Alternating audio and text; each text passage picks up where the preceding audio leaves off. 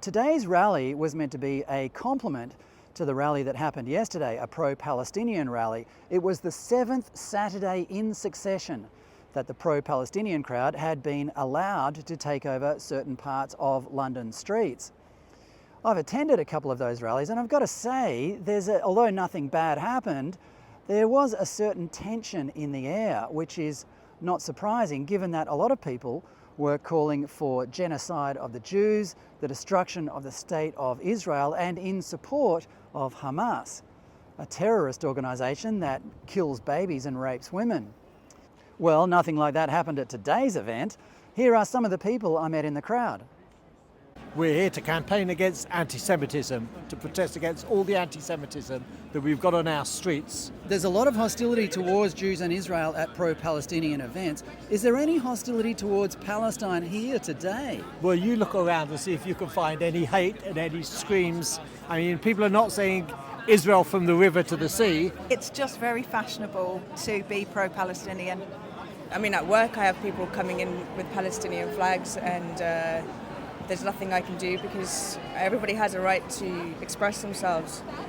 But it's really painful to see the flags being waved of the people that murdered and raped and traumatized my brothers and sisters. Hello, mate. So I've just bumped into Konstantin Kisin at the rally. Konstantin, why are you here, mate?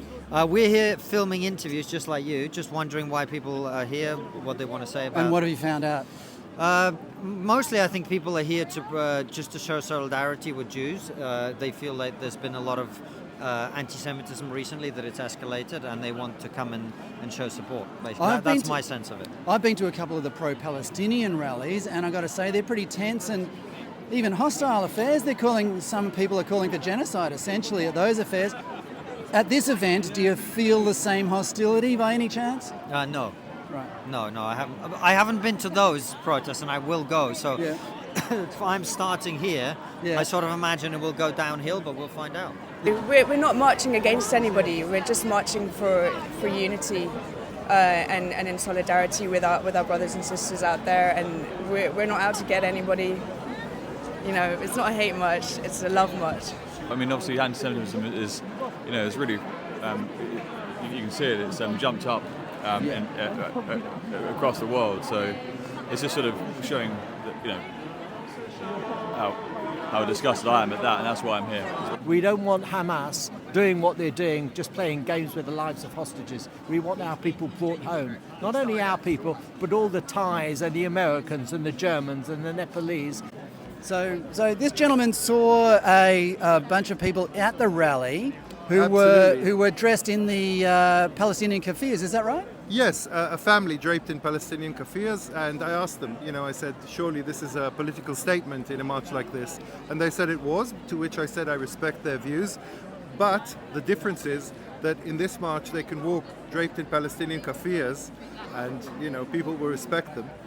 Try walking draped in an Israeli flag in the Palestinian marches, you would be lynched. Why were they wearing the kaffirs? Were they just trying to make a point about how peaceful this march is? Well, they were trying to make a point about how peaceful the march is and about, tolerance on both sides. If you got the impression from that the march was a friendly, peaceful event, you'd be right.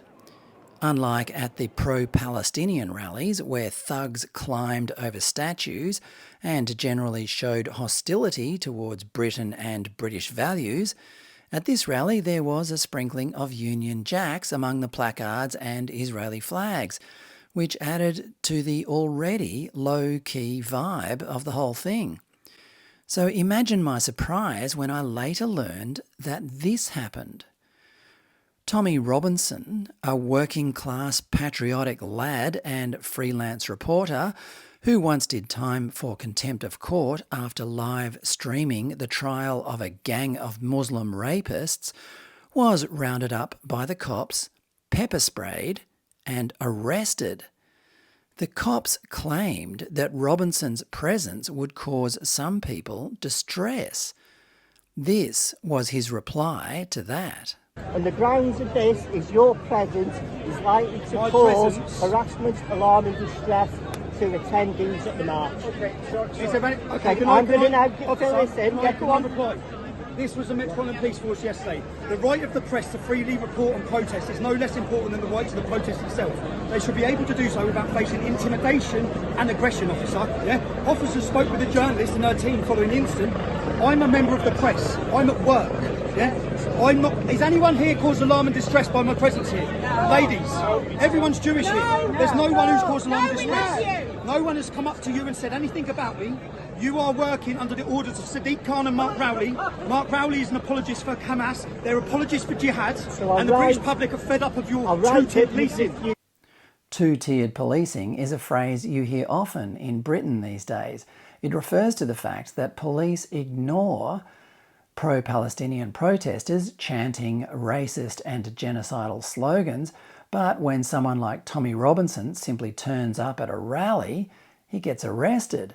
Despite what they say, most politicians and some of their fellow travellers in the mainstream media aren't driven by what concerns ordinary people like you and me.